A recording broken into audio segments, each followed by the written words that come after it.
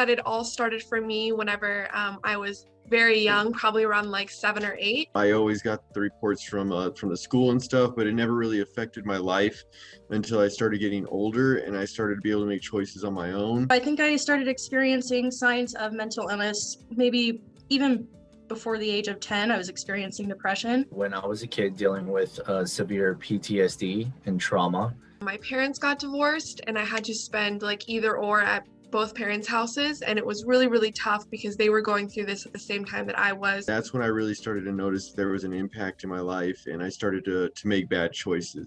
And it all came to a head when I was a teenager and a lot of my symptoms started coming up. Everything got worse when I joined the Marine Corps and got out and was actually officially diagnosed with severe PTSD.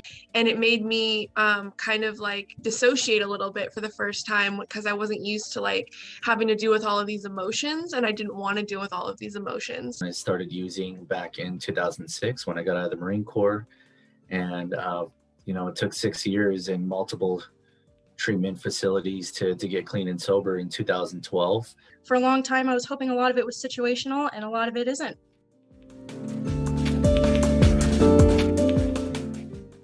What's hardest for me is trying to balance my mental illness and being a mom as well, because I always have to be like upbeat and happy and patient with him. Being able to explain some of my stuff to my family, because my family is not very educated or understanding on some of these things. Some of my family is, but the hardest part is explaining it to the ones that are not, because they just kind of see it as not a thing.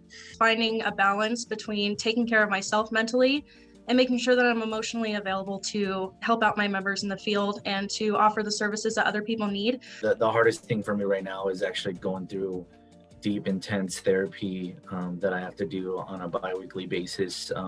I know it's much needed. It just makes things a lot harder because I'm actually bringing up a lot of the trauma that's happened in my past. And I think it's really, really tough to try and like battle your own demons while you're trying to like be patient and deal with someone who doesn't understand what that is. And so just being able to explain my feelings and be able to express myself in ways that don't cause conflicts or cause issues in our family has been the most difficult part for me. Work is work. It's always stressful, but it's also a blessing. It's just also balancing out everything else, trying to go to school, have my wonderful family, my kids. I've found that once you find that balance, having that experience as a peer makes my job all the more easier. What really helps me is, again, my son, because he makes me be patient. He makes me like happy, and he makes me like forget about the things that I'm dealing with in my head. Being able to surround myself with supportive people who understand, people who are caring and loving and support me regardless of what I'm going through. Being on a certain set of medications that help maintain my mood. I am actively involved in a church and actively involved in hobbies like kickboxing, doing Muay Thai, golfing. He brings me out of those darkest times. He reminds me that I have to like shower because I have to give him a bath, and he reminds me that I have to eat because he's hungry. And he reminds me that I still have like a life to deal with instead of just like sitting in bed all day. When my mind's not always clear or I'm struggling, or I have these difficult times, being able to fall back and rely on people has been the biggest thing that's helped me. Things that kind of help me stay out of my mindset and help with that negative thought process that I deal with. Having a big support system, making sure that you're surrounded by people who understand and people who are willing to support you through these times.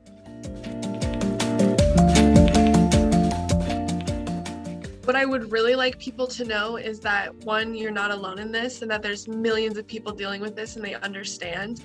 There is a way out. There is a way to be able to make your life productive. There is a way to be able to bring purpose to your past. There are a lot of emotions that come with the day-to-day life, but at the same time, sometimes they can be unbearable.